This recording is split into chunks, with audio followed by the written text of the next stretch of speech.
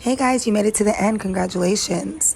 Don't feel discouraged if you had to stop, take a rest, walk in place for a little bit, do a little bit, stop a little bit. It's okay. When I first started, it really was a difficult task for me to go over maybe a minute and a half to 2 minutes at one time. A year later, fast forward, and I'm running with a steady pace 1, 2, 3, 4, 1, 2, 3, 4 for over an hour. You can do it too. Stay motivated, and you guys have a great day.